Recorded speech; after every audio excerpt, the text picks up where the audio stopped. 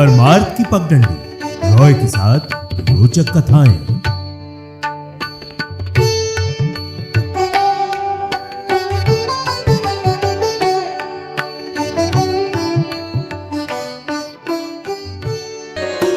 रॉय के साथ रोचक कथाओं की श्रृंखला में आज परमार्थ की पगडंडी पर चौथे ज्योतिर्लिंग की कथा के साथ हाजिर हूं मैं। और आज कथा श्री ओंकारेश्वर ज्योतिर्लिंग और उनके दूसरे भाग श्री ममलेश्वर ज्योतिर्लिंग की कथा आपके लिए। श्री ओंकारेश्वर ज्योतिर्लिंग मध्य प्रदेश के खंडवा जिले में नर्मदा नदी के बीच मानधाता या शिवपुरी नामक द्वीप पर स्थित है। ये ओंकारेश्वर ज्योतिर्लिंग दो स्वरूपों में मौजूद है। एक को ममलेश्वर के नाम से जाना जाता है और दूसरे को ओंकारेश्वर के नाम से जाना जाता है। ममलेश्वर नर्मदा के दक्षिण तट पर और श्री ओंकारेश्वर से थोड़ी दूर स्थित है। अलग होते हुए भी इनकी गणना एक ही तरह से की जाती है। पौराणिक कथाओं के अनुसार एक बार नारायण भक्त ऋषि नारद मुनि गिरिराज विंध्य पर्वत पर घूमते घूमते पहुंच गए। वहां उनका स्वागत बड़े ही आदर सम्मान के साथ हुआ। विंध्याचल ने कहा कि वो सर्वगुण संपन्न है। साथ ही कहा कि उनके पास किसी भी चीज की कोई भी कमी नहीं है। उनके पास हर प्रकार की संपदा है। उनमें अहंकार भाव साफ नजर आ रहा था। इसी भाव में विंध्याचल नारद जी के समक्ष खड़े हो गए। श्री नारद जी को अहंकार नाशक भी कहा जाता है। ऐसे में उन्होंने विंध्याचल के अहंकार का नाश करने की बात सोची। नारद जी ने विंध्याचल से कहा कि उसके पास सब कुछ है, लेकिन मेरू पर्वत के बारे में तुम्हें पता है, जो तुमसे बहुत ज्यादा ऊंचा है।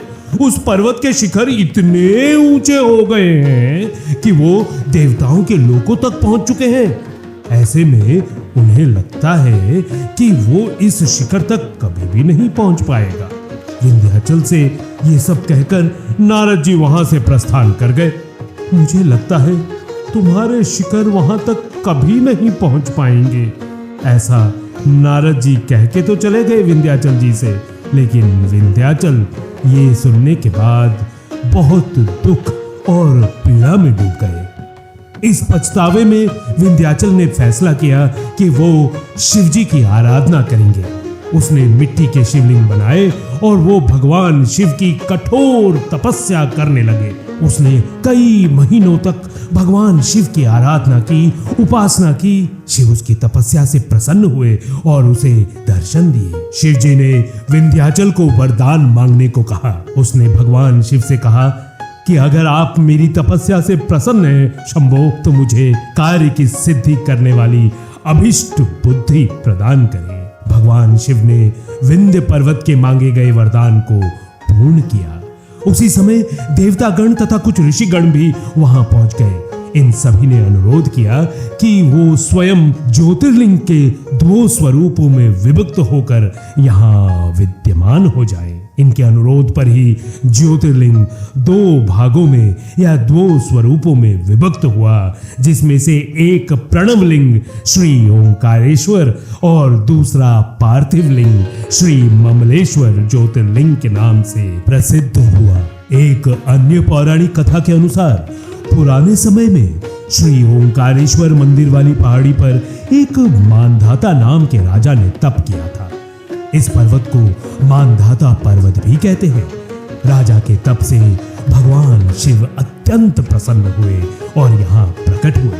इसके बाद राजा ने शिव जी के वरदान के रूप में कहा कि वे अब यहीं पर वास करें। शिव जी अपने भक्त की इच्छा पूरी करने के लिए ज्योतिर्लिंग स्वरूप में यहाँ स्थापित हो गए और शिवलिंग के रूप में समा गए। मान्यता है कि यहाँ स्थापित शिवलिंग स्वयंभू है, यानी ये स्वयं प्रकट हुआ है।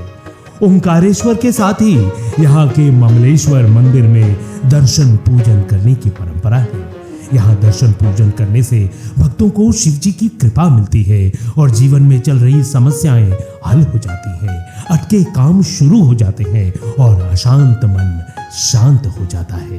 पौराणिक कथाओं के अनुसार पुराने समय में मालवा के परमार राजाओं ने ओंकारेश्वर मंदिर का जीर्णोद्धार कराया और मंदिर को भव्य बनाया था। बाद में मराठा राजाओं ने भी मंदिर की इमारत का निर्माण कर जीर्णोद्धार कराया था। श्री ओंकारेश्वर ज्योतिर्लिंग ओंकार यानी कि ओम का आकार लिए हुए है।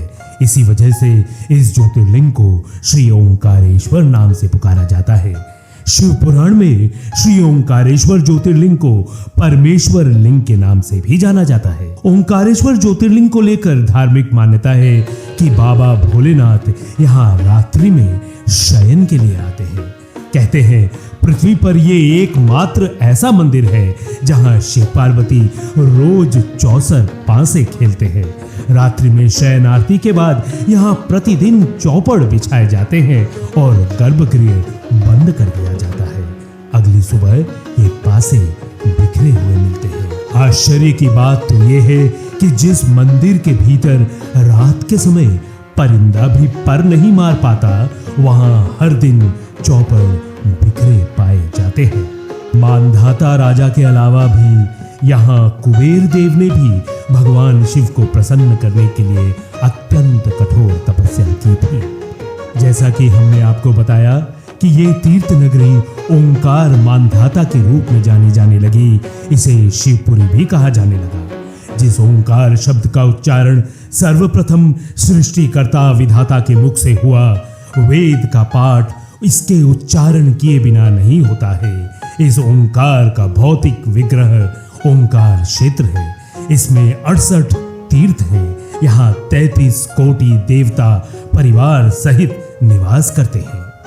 शास्त्रों की माने तो कोई भी भक्त कितने भी तीर्थ स्थल के दर्शन कर ले, मगर उसने ओंकारेश्वर ज्योतिर्लिंग पर अपने सभी किए हुए तीर्थों का जल नहीं चढ़ाया तो उसके सारे तीर्थ अधूरे माने जाते हैं।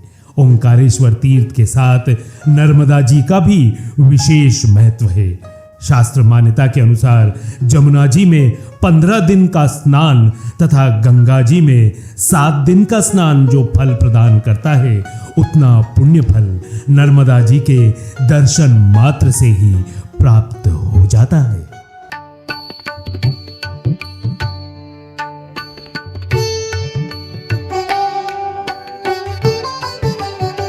रॉय के साथ रोचक कथाएं परमार्थ की पगडंडी।